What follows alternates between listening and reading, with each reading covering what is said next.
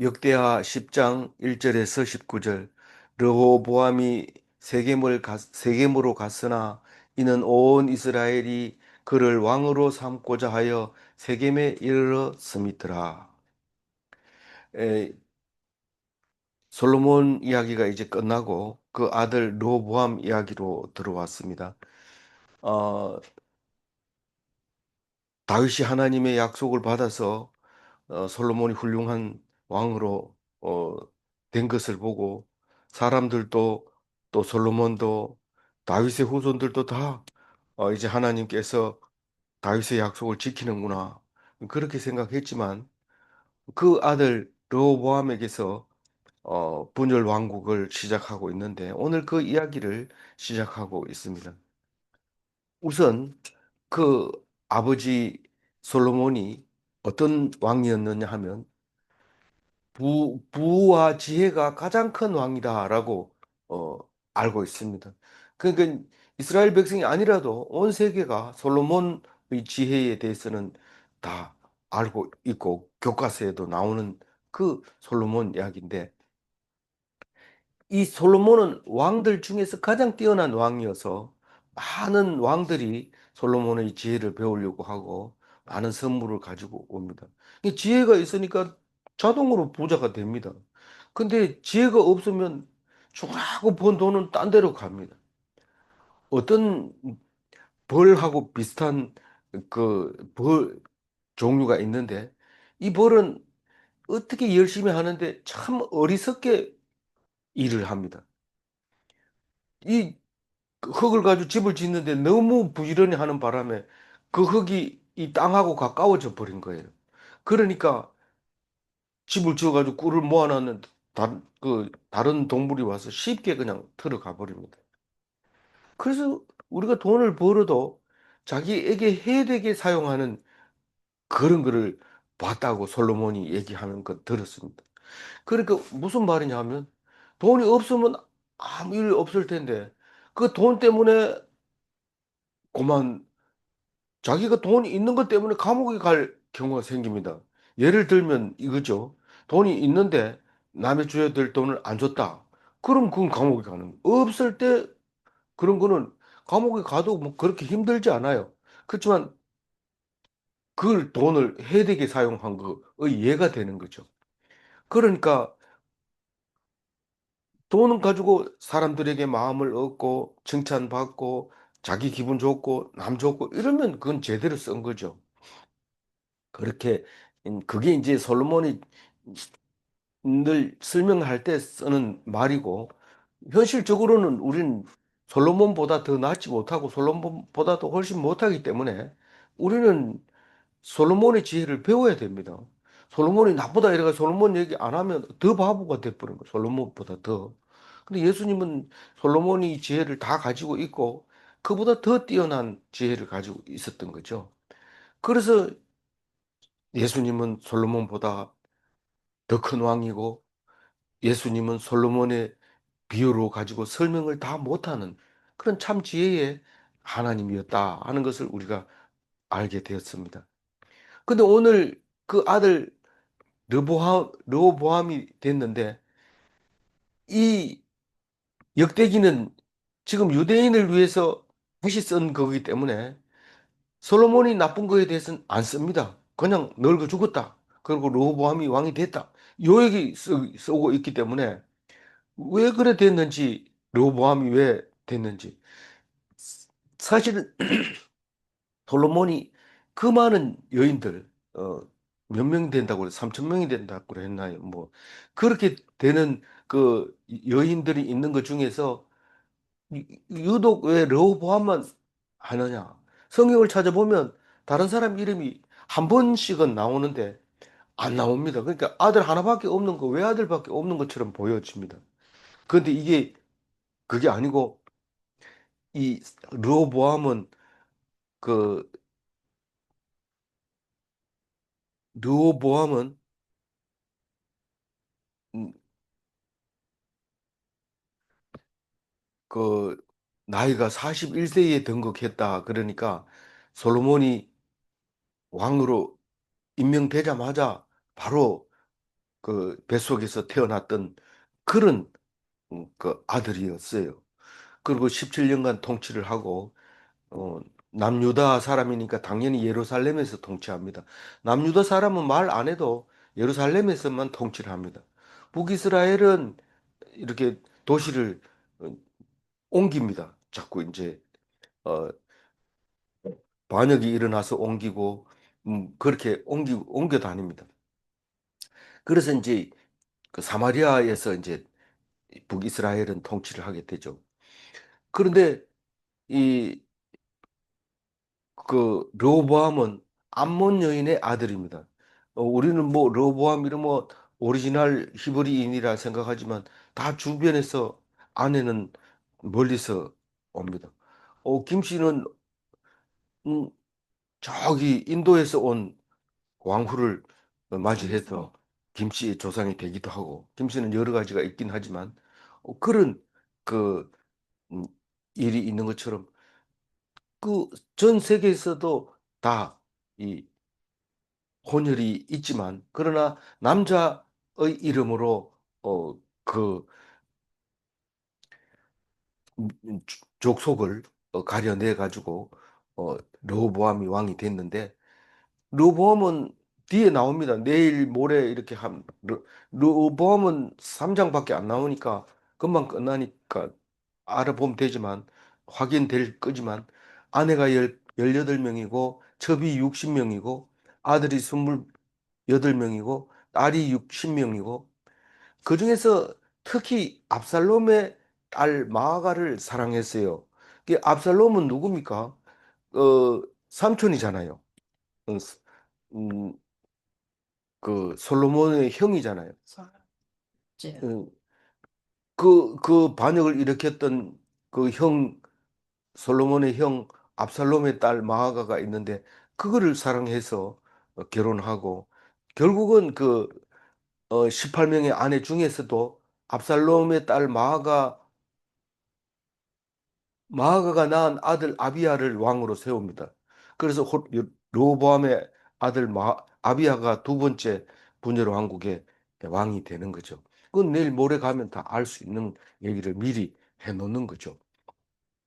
근데 르호보암이 왜 세겜으로 갔느냐 하면 세겜은 단에서 브엘세바까지의 중간 지점입니다.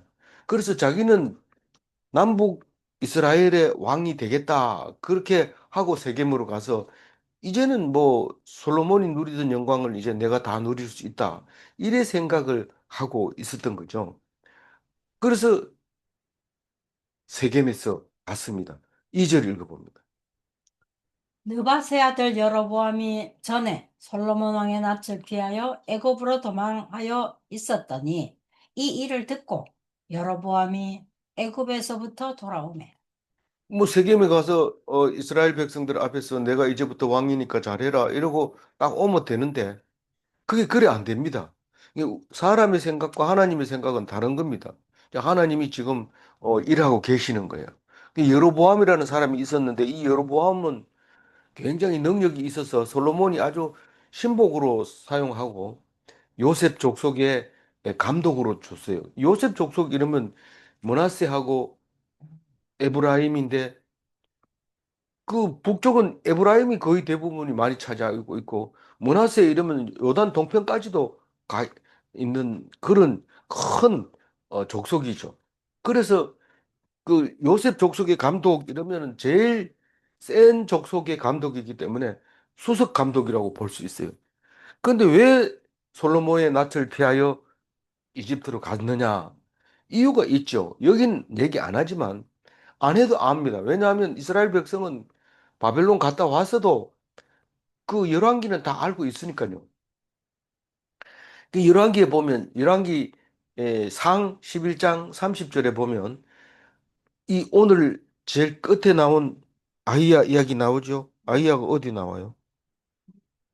오늘 아이야가 나왔는데 15절. 15절에 그 아이야가 음, 15절에도 나오지만 열왕기 상에 나온 거 보면 아이야가 어, 이 여로보암이 지금 솔로몬 시대에 출근하려고 가는데 아히야가 딱 나타나서 광야에서 둘밖에 없어요. 두 사람만 딱 만나니까 아히야가 선지자가 입을 열어서 딱 얘기합니다. 자기는 새 옷을 입고 가는데 이 여로보암을 딱 만납니다. 근데 여로보암 만나자마자 그 새 옷을 12조각을 찢어가지고 10조각을 여로보암을 주면서 하나님이 너에게 10지파를 맡겼다. 그 얘기를 합니다. 근데 그게 두 사람밖에 없었지만 소문이 안 납니까? 결국은 소문이 나서 솔로몬이 놔둡니까? 안 놔둡니까? 다 차기 왕은 없어요.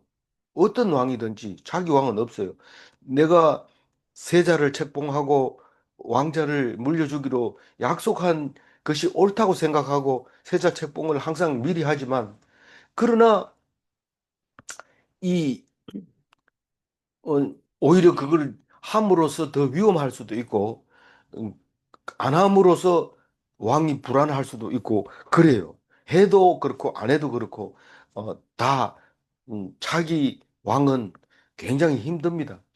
그래서 압도적. 솔로몬이 왕을 나라를 통치하고 있을 때 왕이 나타났다 이 소리 들으면 그냥 안 놔두죠. 사울이 다윗의 기름 부었다는 소리를 듣고 죽이려고 몇 번 애를 쓸 뿐만 아니라 안 되니까 머리가 돌아버립니다. 그런데 솔로몬은 이 여로보암이 그 예언을 했다는 소리를 듣고 여로보암 오라 그래. 이러니까 벌써 없어요. 여로보암은 벌써 부를 때 알아채리고 머리가 좋아서 이집트로 가가지고 이집트 왕에게 시삭에게 아니 이집트 왕에게 그냥 그 보호를 받고 있었어요. 그러다가 솔로몬이 죽은 거예요. 그리고 여로보암이 왕이 된다는 소식을 듣게 됐어요. 그래서 오게 된 겁니다. 3절 읽어봅니다. 무리가 사람을 보내어 그를 불렀더니 여로보암과 온 이스라엘이 와서 르호보암에게 말하여 이르되 무리가 사람을 보내어 그를 불렀더라. 이 그를 불렀다는 것은 여로보암을 불렀다는 거예요. 많은 사람들이 왜 불렀을까요? 뒤에 얘기가 나오지만 왜 불렀을까요? 너무 힘들다. 솔로몬이 너무 힘들다. 지금 세금 얼마씩 내야 되지? 부역 얼마씩 해야 되지? 뭐 이 3천 명이나 되는 궁녀를 거느리려면 내 딸도 불안하지. 뭐 그러니까 굉장히 힘들었던 거죠. 그러니까 사람들이 여로보암을 불러가지고 이야기를 합니다. 뭘 할까요?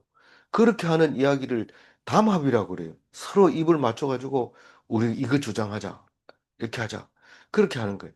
무리가 사람을 보내서 여로보암을 불러가지고 담합을 해서 누구를 만납니까? 르호보암에게 갑니다. 여로보암 네가 앞장서라. 우리가 따라갈게. 그리고 이제 갑니다. 가서 르호보암에게 이렇게 얘기합니다. 4절 읽어봅니다. 왕의 아버지께서 우리의 멍에를 무겁게 하였으나 왕은 이제 왕의 아버지께서 우리에게 시킨 고역을 매운 무거운 멍에를 가볍게 하소서. 그리하시면 우리가 왕을 섬기겠나이다. 예.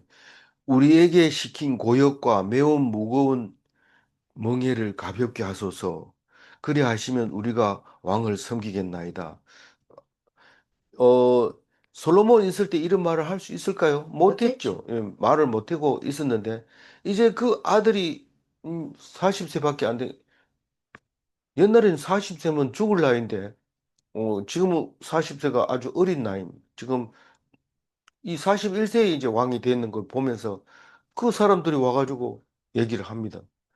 어, 당신이 왕하고 싶으면 멍에를 풀어주든지 안 그러면 우린 돌아서겠다고 확실하고 분명하게 섬기겠나이다 이 말은 안 섬길 수도 있다는 얘기입니다.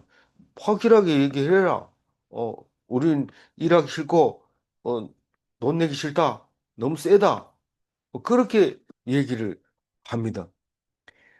우리는 솔로몬의 영광만 읽었지 백성들을 괴롭히고 힘들게 했는지를 몰랐어요. 근데 그 아들 때 와서 딱 들어보니까 솔로몬이 얼마나 열심히 했는지 막 참 집을 짓고 성을 건축하고 죽으라고 한 거죠. 뭐 밥 먹는 건 둘째 쳐놓고 마누라 만나는 거는 둘째 쳐놓고 무조건 그 고역에 참여해야 됐던 거죠. 그 만리장성이 그랬는데 천덕꾸러기죠. 만리장성이. 세상에 그런 어리석은 성이 어디 있어요. 그럼에도 불구하고 그거를 관광지로 해가지고 돈 벌고 있는데 그렇게 열심으로 하는 바람에 백성들이 힘들어지고 어려워지고 있는 겁니다. 그래서 이거는 뭡니까? 열심히 하면 열심히 할수록 그 옆에 사람이 힘들다는 겁니다. 그 바리새인들이죠. 계속 이래라 저래라 간섭하고 심지어는 어 장갑 끼면 장갑 빨기 힘드니까 맨손으로 해라 이런 정도로 그렇게 열심히 했던 거죠. 음, 그렇게 열심히 하면 할수록 결국은 하나님 보시기에 합당하지 않다는 겁니다. 그렇지만 사실 열왕기에서는 신을 버렸다고 얘기해요. 그 솔로몬을. 다른 얘기 안 합니다. 모든 일을 잘했다 해놓고 어떻게 뭐 이 얘기 잘못하고 그래 뭐 안 합니다. 열왕기에서는 솔로몬을 버린 이유는 많은 여자들을 데리고 오면서 우상을 가지고 와서 내가 버렸다 그렇게 얘기합니다. 그런데 실제로 내부에 들어가 보면 더 어려운 그 일도 시킨 거죠. 5절 읽어봅니다. 로보암이 그들에게 대답하되 3일 후에 다시 내게로 오라 하며 백성이 가니라. 그 솔로몬의 지혜는 절대로 뒤로 미룬 거 없습니다. 막바로 대답합니다.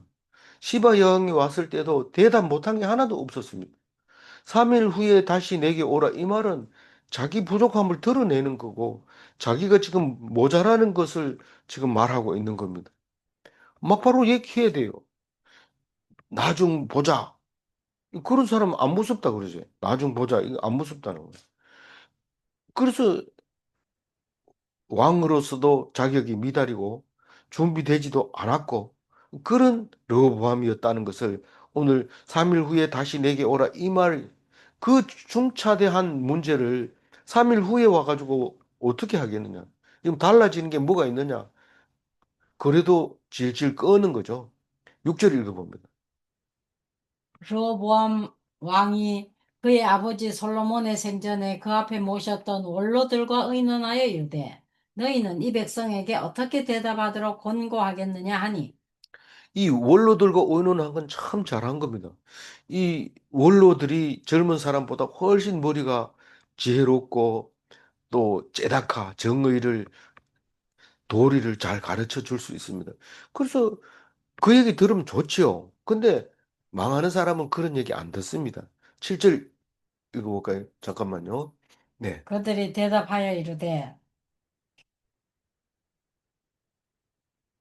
그들이 대답하여 이르되 왕이 만일 이 백성을 후대하여 기쁘게 하고 선한 말을 하시면 그들이 영원히 왕의 종이 되리이다 하나. 그러니까 원로는 어떻게 대답하라고 얘기 안 합니다. 어떻게 대답해라. 그게 아니고 첫 번째로 대우를 잘 해주세요. 그리고 백성들을 기쁘게 해주시고 선한 말로 해주세요. 그러면 아무 문제 없습니다. 그러면 뭐 이런 방구 얘기를 안 합니다. 솔로몬은 어땠을까요? 솔로몬은 왕권을 가지고 권위를 가지고 백성들을 축복하는 모습이 있었어요. 6장 3절에 한번 읽어볼까요? 얼굴을 돌려 이스라엘 온 회중을 위하여 축복하니 그때 이스라엘의 온 회중이 서 있다. 이, 이 모습은 예수님 닮은 거예요. 예수님이 그 5천 명이 모였을 때 손을 들고 축복하고 하늘을 우러러서 그 백성들을 기분 좋게 해준 거죠. 그게 솔로몬의 지혜예요. 그런데 그 왕 사역이 그겁니다. 백성을 위한 왕이지 왕을 위한 백성이 아니라는 것을 알아야 되는데 이, 이 르호보암은 원로의 말을 안 듣고 말대꾸를 하고 하는 바람에 말대꾸 하면 안 됩니다. 그냥 딴 얘기 해버리고 어우, 조금 불리하면 딴 얘기합니다. 가다가 좀 불리하면 어, 오늘은 뭐 날씨 좋다 이래 버리면서 딴 얘기를 해버리죠. 그게 지혜로운 거죠. 그 얘기를 말대꾸로 하면 불 붙듯이 일어나서 폭발해버리고 말이죠. 그래서 왕은 헐 축복하고 그렇게 해야 되는데 성도들도 똑같이 그래야 됩니다. 뭐 안 믿는 사람하고 만나가지고 말장난하다가 둘이 붙어가지고 예수쟁이하고는 말도 하기 싫어 이러면서 그렇게 하는 일이 전도가 되겠습니까? 근데 참 잘한다 이러고 너 참 이쁘다 이러고 선한 말을 하면 그러면 절대로 안 떠나죠.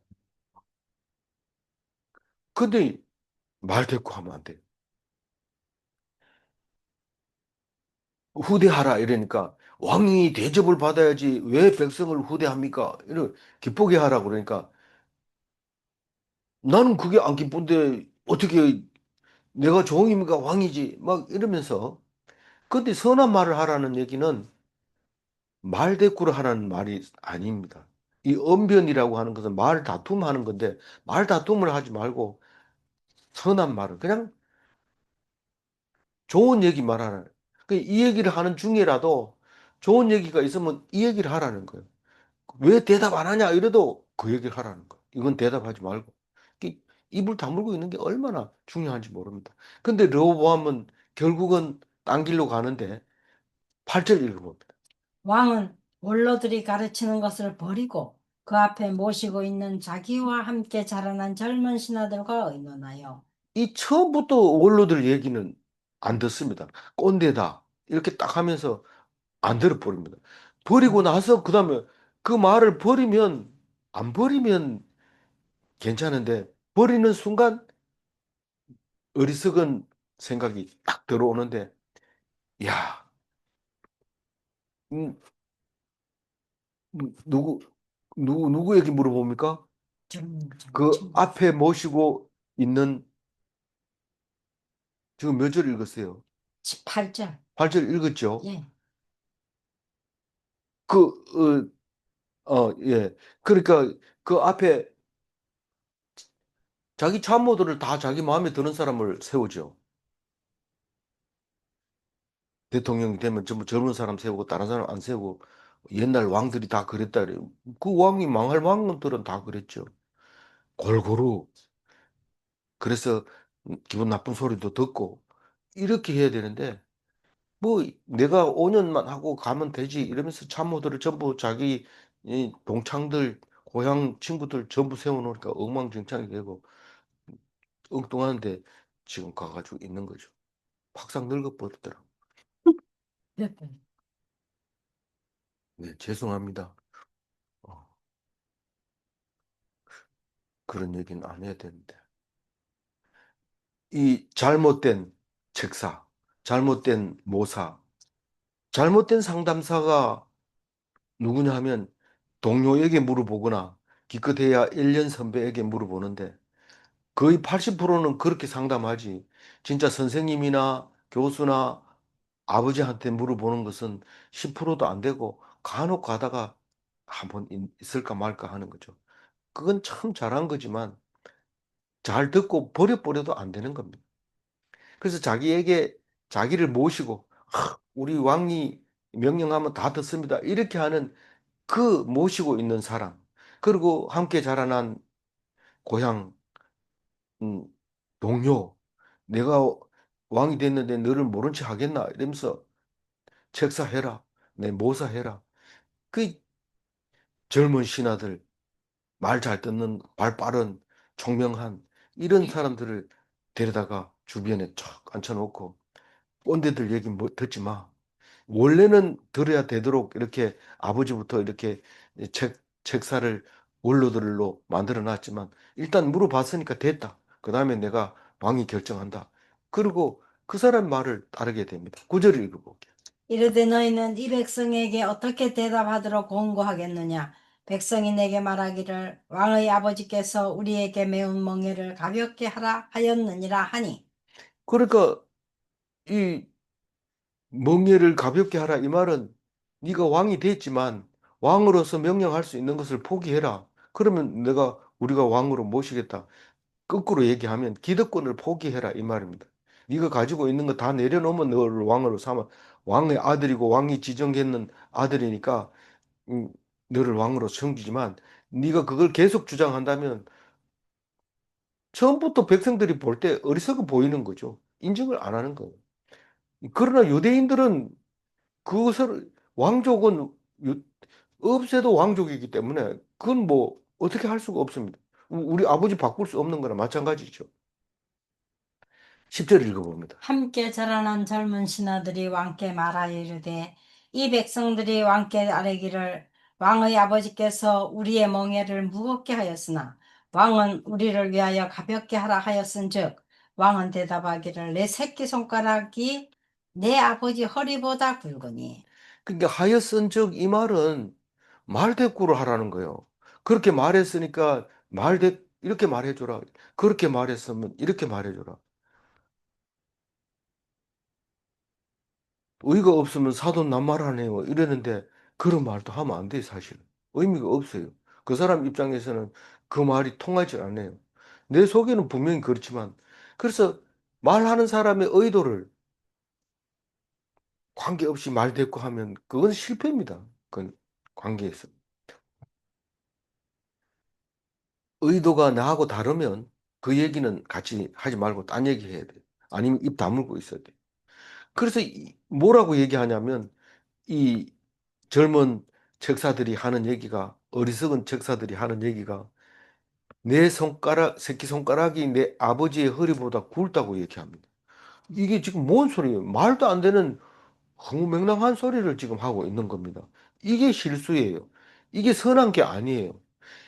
그러니까 이게 어떤 거하고 비슷하냐면 나하스의 아들 하눈이 왕이 됐어요. 되자마자 하눈이 왕이 이 르호보암하고 비슷하게 되자마자 아버지 장례식 치르는데 벌써 실수를 합니다. 다윗이 조문단을 보내니까 이게 간첩이다 이러면서 간첩이면 붙들어가지고 감옥에 넣어놓고 치조를 하든지 뭐 비밀을 알아내든지 이래야 되는데 그거 너희들이 조문하러 왔다고 하하하 웃으면서 엉덩이를 이렇게 오려가지고 그 엉덩이에 다 보이도록 해가지고 집에 가라고 보낸 거예요. 이게 뭐예요, 이게? 물론 장난으로 한 거죠. 진중함이 없는 거예요, 진중함. 이게 어른이 없으니까 이렇게 장난을 치는 거예요. 그게 하나님이 없으니까 진중함이 없는 거예요. 다윗 같지 않아요. 다윗은 무슨 문제를 당하면 막 땅에 엎드려가지고 하나님 앞에 답을 얻을 때까지 눈물을 흘리고 기도했던 거죠. 그거하고는 너무도 대조적으로 지금 다윗이 원하는 하고 정반대로 솔로몬은 반만 따라왔다면 이건 하나도 못 따라오고 있는 그런 상황이 돼버린 거예요. 11절 읽어봅니다. 내 아버지가 너희에게 무거운 멍에를 매게 하였으나 이제 나는 너희의 멍에를 더욱 무겁게 할지라. 내 아버지는 가죽 채찍으로 너희를 치셨으나 나는 정갈 채찍으로 하리라 하소서 하더라. 그러니까 이게 자기가 완전하게 힘을 갖고 있으면 이게 가능합니다. 찍소리 못하고 합니다. 그런데 지금 왕으로 세울까요 말까요 이러고 묻고 있는데 세게 나가면 안 되죠. 일단은 후퇴를 해서 납작 엎드려야지. 그 다음에 권력을 가진 다음에 해야 되죠. 실제 권력자가 누군지를 모르면 안 됩니다. 이 지금 르호보암은 실제 권력자가 없고 주인도 없고 지금 현재는 잠시 백성들에게 권력이 가 있는 거예요. 근데 그걸 모르는 거예요. 그러면서 힘을 더 쓰려고 합니다. 분명히 내가 힘이 약한데 힘센 사람 앞에서 힘을 더 쓰다가 다치는 경우가 엄청 많습니다. 실권을 누가 가졌느냐를 모르고 그냥 내가 가지고 있는 힘이 계속 남아 있을 거라고 생각하고 그걸 가지고 사용하다가 자기가 그냥 죽어버린, 어, 멸망해버리는 그 꼴이 지금 나버린 거예요. 그래서 아버지는 가죽으로 때렸지만 나는 정갈 그 쇠고쟁이 때리면 얼마나 아프고 피가 나고 막 며칠 고통스러운 그런 채찍으로 너희들을 무겁게 한다. 잘못 대답한 거죠. 지금 잠시 동안 백성에게 권력이 가 있는데 그걸 모릅니다. 이 애벌레가 금방 날개 그 껍데기를 벗자마자 얼마나 약한지 모릅니다. 그러나 그 시간만 지나면 날아다니기 때문에 대적할 게 없습니다. 근데 그게 연약할 때 나는 것처럼 얘기를 해버리니까 꼼짝없이 이제 잘못된 거죠. 예수님은 고난을 그전에는 내가 하나님의 아들이다, 어, 그렇게 강하게 얘기했지만 빌라도 앞에 가가지고는 아무 말을 안 합니다. 말해라. 네가 유대인의 왕이냐? 이렇게니까 네가 말했다. 긴 말이 필요 없습니다. 네가 말해놓고 뭘 물어볼 게 있냐? 이게 고난은 밖에 있는데 내가 할 수 있는 말이 그밖에 없습니다. 그래서 어리석은 질문에는 대답보다는 침묵하는 게 지혜로운 거예요.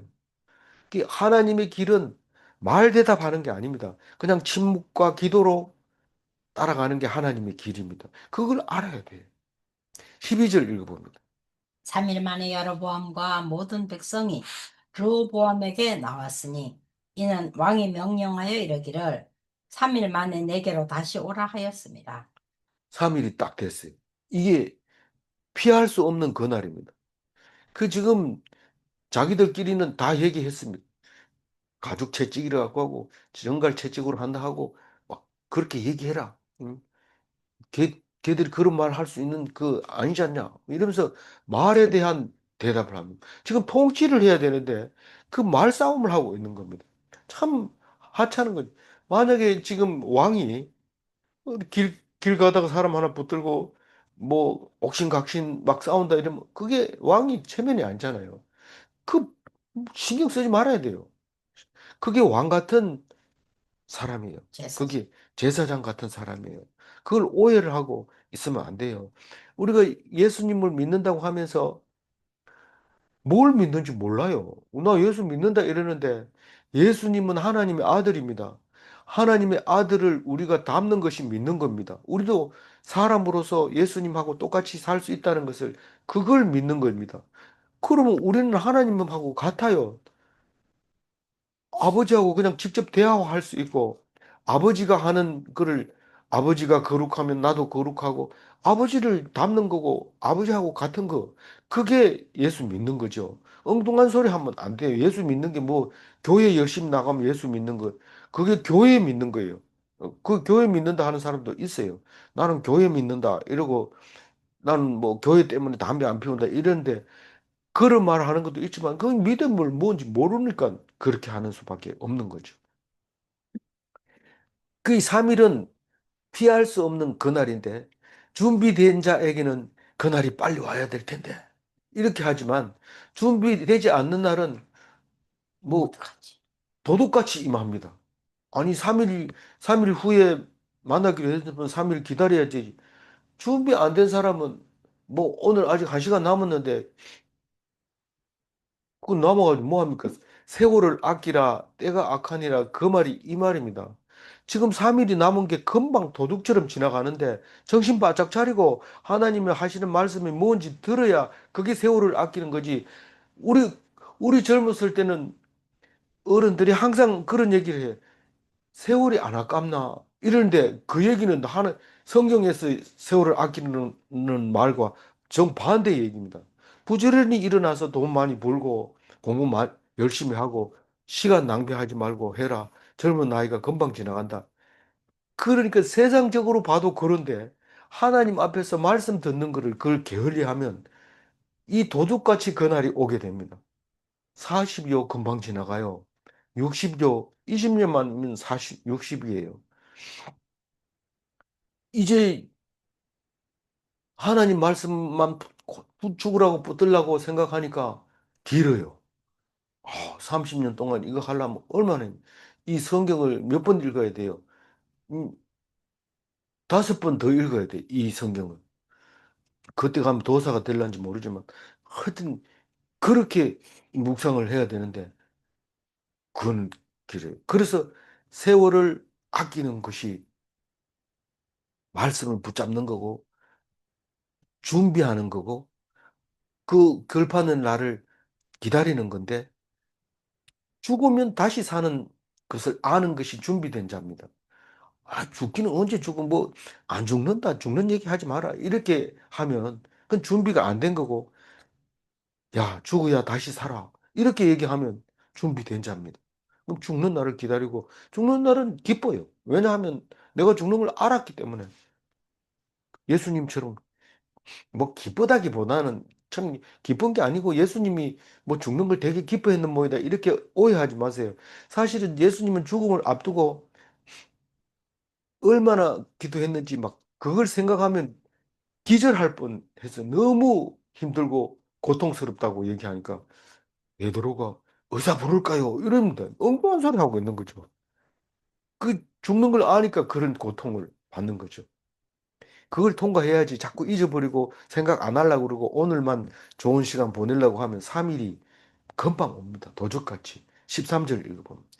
왕이 포악한 말로 대답할세 르호보암이 원로들의 가르침을 버리고 이 포악한 말이 자동으로 튀어나옵니다. 자세히 생각해보면 원로의 말을 들어야 되는데 그 포악한 말이 저절로 튀어나와 버리고 맙니다. 선한 말을 안 하고 그게 옳은 길이 아니죠. 14절이죠. 14절 읽어주세요. 젊은 신하들의 가르침을 따라 그들에게 말하여 이르되 내 아버지는 너희의 멍에를 무겁게 하였으나 나는 더 무겁게 할지라. 내 아버지는 가죽 채찍으로 너희를 치셨으나 나는 정갈 채찍으로 치리라 하니라. 그게 어리석은 길이고 하나님의 길이 아닙니다. 하나님은 사랑이기 때문에 처음부터 끝까지 사랑이고 선이고 기쁨이고 감사하고 그게 하나님의 길입니다. 그런데 우린 지금 어 반대의 길로 가고 있어요. 싸움하면 안 돼요. 절대 싸우지 마라. 그 뒤에 나옵니다. 남북이 싸웁니다. 싸우지 말라고 하나님이 여러 번 얘기합니다. 싸워가지고 남 이익이 없다. 이빨이 부러지거나, 뭐, 음, 손을 다치거나, 뭐, 이렇게 되지. 결국, 이익이 없다. 근데 싸웁니다. 왜요? 하나님이 그런 마음을 넣어줬어요. 내 착한 마음 먹어야지. 딱 보는 순간에 눈알이 휙 뒤집어지면서 공격합니다. 원래는 안 그랬어요. 밤에 잘 때는 내가 일어나면 좋은 말 해야지. 일어나자마자 쫙 째려보고 막 성질내고 이러면 뭐 그날이 주일날 아침 보통. 주일날 아침에 여기선 아파트촌이 아니라서 잘 모릅니다만은 아파트 살 때 밖에 나갔어요. 주일날 아침에 이래보면 어김없이 그릇 깨지는 소리, 큰 소리 치는 소리 나는데 시간 나니까 싸우는 거죠. 시간 나면. 성경에도 그래요. 전쟁의 때가 되매 봄이 오면 전쟁의 때가 되는 겁니다. 겨울에는 왜 안 싸웁니까? 우선 추위와 싸워야 되니까 땅속에 들어가 있다가 봄이 딱 되면 막 누구든지 다 잡아먹을 수 있어요. 힘이 막 솟아나거든요. 그래서 스프링이라 하잖아요. 딱 눌러놨던 그 마음을 튕기면 하루 만에 막 키가 5cm씩, 6cm씩 막 자라는 거죠. 그게 스프링처럼 튀어 오르는 거죠. 아침에 와보면 이렇게 올라와 있잖아요. 그래, 그런 때 전쟁이 일어납니다. 이 주일날 아무 할 일 없으니까 좀 잘해볼까 이러고 잘하려고 했는데 이 인간이 왜 이래? 이러면 그때부터 시작되는 거죠. 이, 이 15절 읽어보면. 왕이 이같이 백성의 말을 듣지 아니하였으니 이 일은 하나님께로 말미암아 난 것이라. 여호와께서 전에 실로 사람 아이야로 하여금 느바세 아들 여로보암에게 이르신 말씀을 응하게 하심이더라. 그, 이렇게 참, 우리는 이 성경을 14절까지 읽으면서 나는 르호보암이 되지 말아야 되겠다. 이런데 돌아서 놓고 보면 르호보암이에요. 또 전혀 르호보암보다 낫지 않아요. 근데 그거를 누가 만들었다고요? 하나. 하나님이 만들었다고 15절에 말하고 있는 겁니다. 하나님이 어떻게 말했나? 하나님은 말씀하시고 반드시 이룬다. 하나님은 언제 말했는데 이 아니라. 아이야에게 말을 했다고 하잖아요. 그 요셉이 형들에게 팔려가지고 이집트에 가가지고 노예가 돼가지고 있다가 노예면 평생 노예로 살 것 같지만 꿈을 꾸는 사람은 결국은 총리 대신이 됩니다. 바로가 더 안 좋나? 바로보다 더 좋은 게 총리입니다. 책임은 안 지고 마음대로 하는 거예요. 왕도 뭐 할 일이 있으면 총리한테 물어봅니다. 요셉 이거 어떻게 해야 돼?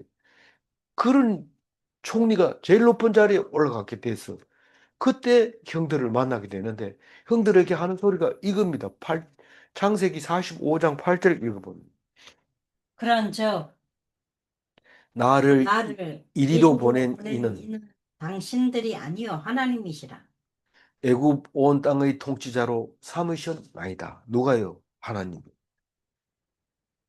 우리는 성공하면은 내가 그때 뭐라 했어? 너희들 나한테 다 절한다고 그랬는데 너희들 나한테 뭐라 꼼쟁이 왔다고 미워하면서 나를 팔았잖아. 너 유다, 너 뭐 나한테 잘한 척 하지만 결국 동참한 거 아이가? 막 이러면서 형들 보고 그 앞에 꼴 앉혀 놓고 푸시업 시키고 다음부터 그럴래 안 그럴래? 이러면서 어 그렇게 했어야 멋진 요셉인데 아니라는 거예요. 형들이 한 게 아니라 하나님이 했다. 지금 이렇게 르호보암이 어리석은 소리를 한다는 것은 모든 일이 솔로몬이 얘기한 것처럼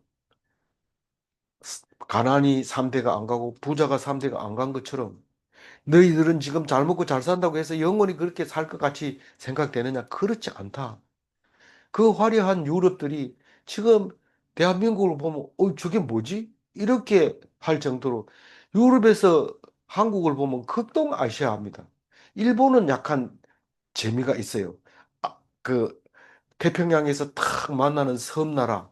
그거는 한번 갔다 오면 경험담이 될 만해요. 근데 한국은요, 중국에 날려 붙어 있어가지고 중국 갔다 왔다 이러면 한국 갔다 왔다 하는 거나 마찬가지입니다. 그래서 한국은 별로 관심이 없어요. 거기다가 2차 대전까지는 일본 병정은 독일 병정하고 거의 맞먹었어요. 우리 엄마는 못된 놈을 보면은 독일 병정 같다 그러고, 어, 얍삽하면은 일본 병정 같다 그러고 그렇게 얘기했어요. 그만큼 2차 대전 때는 그 두 나라가 못된 짓을 많이 했죠. 그런데 한국은 그 입에 오르내리지도 않았어요. 아주 전쟁터였죠. 아주 그다가 갖다 놓고 밀어라 땡겨라 하면서 아주 운동장을 만들어 놨어요. 일사 후퇴 때는 후퇴하고 6.25 사변 때는 쳐들어가고 막 이 뭐 왔다 갔다 하면서 초토화 시켜버린 게 우리나라입니다. 그 바닥에서 이렇게 쑥 스프링처럼 튀어 올라온 게 한국인데 이 스프링이 계속 견딜까요? 기다려 봐야 됩니다. 그렇지 않습니다. 하나님이 말씀하십니다. 딴 거 듣지 말고 하나님 말씀 들어주시기 바랍니다. 쇼트 뭐 이런 거 너무 많이 보지 말고 안 볼 수는 없죠. 뭐 뭐 재밌으니까. 어 근데 여로보암에게 뭔 말을 했는지 이, 아까 얘기했으니까 넘어갑니다. 이 16절 읽어봅니다. 온 이스라엘은 왕이 자기들의 말을 듣지 아니함을 보고 왕에게 대답하여 이르되 우리가 다윗과 무슨 관계가 있느냐? 이새의 아들에게서 받을 유산이 없도다. 이스라엘아 각각 너희의 장막으로 돌아가라. 다윗이 다윗이여 이제 너는 내 집이나 돌보라 하고 온 이스라엘이 그들의 장막으로 돌아간다. 이제 남북 분열 왕국이 됐어요. 남유다와 북이스라엘 이제 끝에까지 어느 역대기 이 하가 끝날 때까지 유다 이름은 남유다를 얘기하는 거고 이스라엘 이름 북이스라엘을 얘기하는 겁니다. 물론 두 개를 합해가지고 이스라엘이라고 할 때도 가끔은 있지만 딱 읽어보면 분별을 할 수 있어요. 그래서 남유다 북이스라엘이라는 말은 안 하지만 유다와 이스라엘의 분열 왕국이 시작됐는데 10대 1로 갈라집니다. 12지파인데 왜 10대 1이냐? 이 12아들 중에 레위는 빼고 땅을 가질 수가 없고 그러다 보니까 10대 1이 될 수밖에 없는데 그 어떤 의미에서 보면 그 좀 뭡니까 저 사울이 무슨 족속이에요?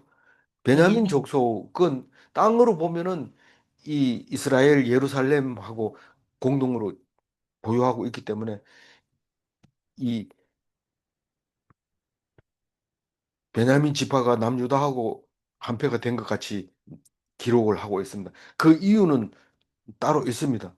사울이 왕이었기 때문에 그렇게 하는 겁니다. 그러니까 여기서 얘기하는 것은 유다 지파 하나만 떨어져 나갔다고 얘기하고 있습니다.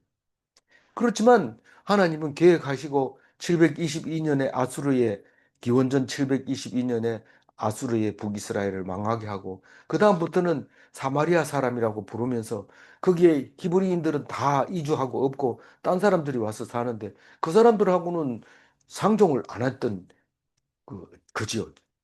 그리고 136년이 흘러서 남유다는 어, 유, 신앙을 예루살렘에서 유지했는데 그게 이제 유대교로 발달하는 음, 과정이 136년이고 이제 136년 뒤에 BC 586년에 망하면서 그때 비로소 말씀에 목매고 말씀 정리하고 역대하를 기록하고 그러면서 이제 그 유대교로 탄생하게 됐고 586년이 지난 뒤에 예수님이 오셔서 기독교가 탄생하게 됩니다. 예수님은 유대인의 왕으로 왔지만 이스라엘의 왕으로도 왔고 만유의 주로 오셔서 구세주로 오신 예수님인 것을 우리는 잘 알고 있습니다. 17절 읽어보면 그러나 유다 성읍들에 사는 이스라엘 자손들에게는 로보암이 그들의 왕이 되었더라. 유대인의 왕이 되었어요. 르호보암이. 그래서 다시 쓰는 역사 그게 역대기인데 그게 음, 그 역대기를 쓰게 된 동기고 유대교가 탄생된 동기 18절 로보암 왕이 역군의 감독 하도람을 보냈더니 이스라엘 자손이 저를 돌로 쳐 죽인지라. 로보암 왕이 급히 수레에 올라 예루살렘으로 도망하였더라. 이 이제 지금이 길갈 쪽이 길갈이를 했죠? 네, 세겜이라 했네. 세겜에서 지금 하고 있는데 사람들이 다 도망가 버리고 없으니까 이제 부하를 보낸 거죠. 왕이 오라 하더라. 음, 안 모이면 혼난다 하더라. 혼나기는 이러면서 그 하도람을 보낸 돌로 쳐. 그 종을 그냥 죽여버린 거예요. 포도원 농부들이나 마찬가지죠. 근데 그거하고는 다르죠. 돌로 쳐 죽여버리니까 이제 르호보암이 이제 급해졌어요. 이건 반역이라고 생각한 거죠. 근데 예루살렘으로 도망했어요. 그래서 이 예루살렘으로 왜 도망했냐? 이 예루살렘으로 도망한 게 아주 잘한 겁니다. 예수님이 오실 예루살렘, 영원한 예루살렘. 그걸 잡고 음, 견딘 거죠. 분열 왕국 시대에 견디고 망할 때까지 견디게 된 거죠. 19절 마지막 절 읽고 이에 이스라엘이 다윗의 집을 배반하여 오늘날까지 이르니라. 오늘까지 이르렀다. 이 말은 유대인 주이스가 남아 있었다. 주이스의 탄생된 이유가 여기 있었다. 그거를 오늘 역대하에서 말하고 있습니다. 16절 하이라이트 읽고 마무리할게요. 다윗이 다윗이여 이제 이제 너는 내 너는 내 집이나 집이나 돌보라. 통일 왕국이 분열 왕국이 되어도 하나님이 하시는 것을 믿어야 됩니다. 우리는 살아도 주를 위하여 죽어도 주를 위하여 죽어야 됩니다. 질문합니다. 주를 아는 자는 사나 죽으나 주의 것인가? 두 번째 질문합니다. 분열을 통하여 더 좋은 것을 주시기도 하는가? 대성통곡할 필요 없습니다. 하나님이 하신 겁니다. 기도하겠습니다. 하나님 감사합니다. 그 화려하고 대단했던 솔로몬은 막을 내리고 이제 다시 그 아들 르호보암이 분열 왕국의 유다 왕이 되었습니다. 유다 왕이 되어서 북이스라엘 열 지파와 싸우기도 하고 이기기도 하고 또 화해를 하기도 하고 사돈 맺기도 하고 함께 나가 싸우기도 하고 그러다가 먼저 북이스라엘이 망합니다. 남유다만 살게 놓은 이유는 다 망하게 하지 않고 씨앗을 남겨서 영원한 나라를 주시려고 하시는 하나님의 사랑이심을 생각할 때 분열 왕국이라도 주신 것을 감사합니다. 주를 위하여 감사하며 기쁜 마음으로 다음 이야기를 묵상할 수 있도록 도와주시옵소서. 아무리 강성해도 남유다는 일부일 수밖에 없지만 그러나 하나님께서 그 속에 씨를 심어 놓은 것 때문에 하나님께 감사하는 그런 백성이 되게 하여 주옵소서. 감사드리옵고 우리 주 예수 그리스도 이름으로 기도 올리옵나이다. 아멘.